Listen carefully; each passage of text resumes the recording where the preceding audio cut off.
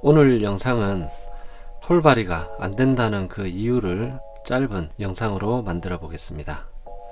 참고로 제가 많은 분들과 얘기를 하면서 느꼈던 공통적인 부분들을 엮어서 만들어내는 내용이고, 특정인의 사례가 아니라는 점은 미리 말씀드립니다. 콜바리업을 시작하면서 직업에 기대하는 바는 크게 두 가지로 볼 수 있습니다. 수입을 위해서 시작하시는 분과 또 직업을 가진다는 것에 의의를 두시는 분, 이 두 가지 부류로 나눌 수 있겠습니다. 그 중에 수입을 위해서 시작하시는 분들이 어떤 과정을 통해서 어떤 결과를 내는지 현실적으로 풀어보겠습니다. 먼저 수입을 위해서 시작하시는 분들은 대체적으로 재정 상태가 좋지는 않습니다. 그래서 차량도 올 할부로 하거나 또 넘버까지도 대출이나 또는 임대 넘버로 시작하시는 경우도 많죠. 그렇게 부담을 안고 시작하시게 되면 이 매출을 올리기 위해서 열심히 하는 수밖에 다른 방법이 없습니다. 자, 콜바리업에 입문하면서 단가에 대한 기준도 모르고 열심히 뛰어는 보는데 하루에 3탕, 4탕을 하고 싶은데 이 일이 연결이 안됩니다. 짧은 거리, 낮은 단가의 오더를 한두 탕 하고 종일 오더 창만 보다가 퇴근하는 경우도 많습니다. 원인 분석을 하실 텐데 오더가 없다는 이유로 귀결됩니다.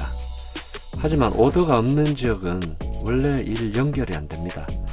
어디서 오더가 많이 나오는지, 또 일의 연결을 위해서 코스를 어떻게 잡아야 되는지 아무런 정보나 공부 없이 시작하셨죠.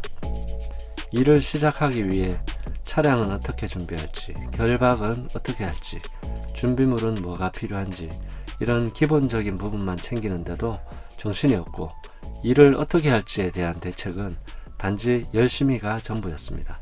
그런데 이리저리 다니다 보면 장거리를 가면 매출이 잘 나오는 걸 알게 됩니다.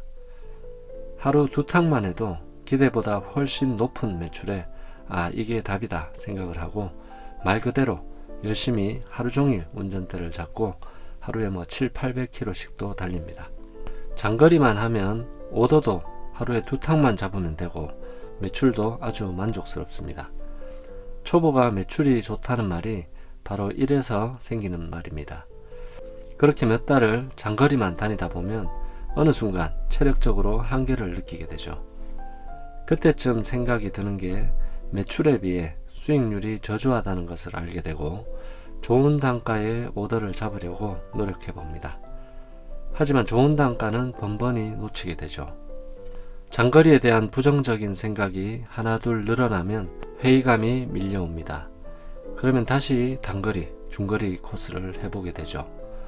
이제는 장거리를 해왔던 그 기억들이 소환되고 더구나 처음 때보다 일 연결이 더 안됩니다. 이제 단가 개념이 생겨서 그런 겁니다. 종일 오더 창만 보고 있습니다. 일은 안되고 마음은 초조해지고 사면 초과에 빠지게 됩니다. 그러다가 어차피 한 번에 갈 수 있는 장거리를 중단거리로 끊어서 가다 보니까 괜히 시간 소모만 커지고 한 번에 가나 두 번으로 나눠서 가나 합계 금액 차이가 몇만원 밖에 안 된다 라고 생각을 하죠.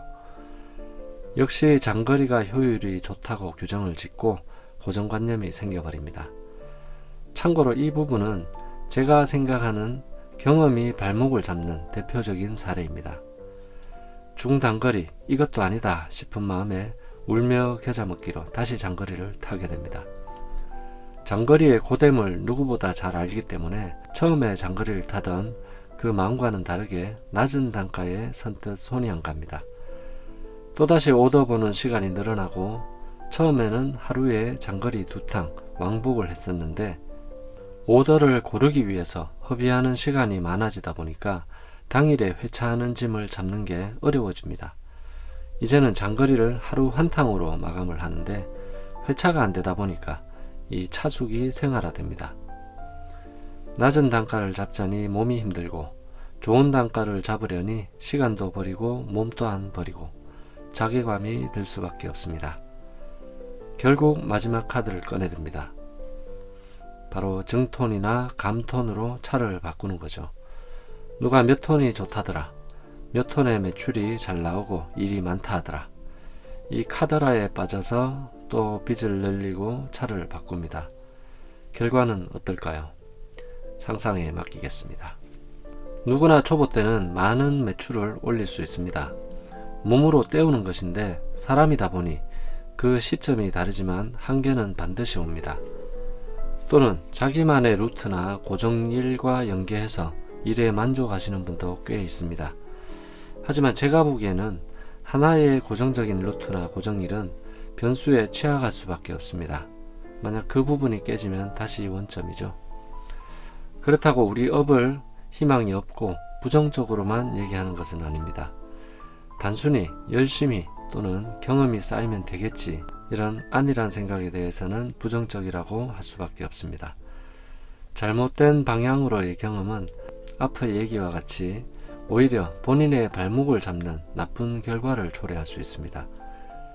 얼마 전에 진행한 프로젝트에 여러분이 신청을 하셨고 그 사연들 또한 절실해서 외면할 수 없었습니다.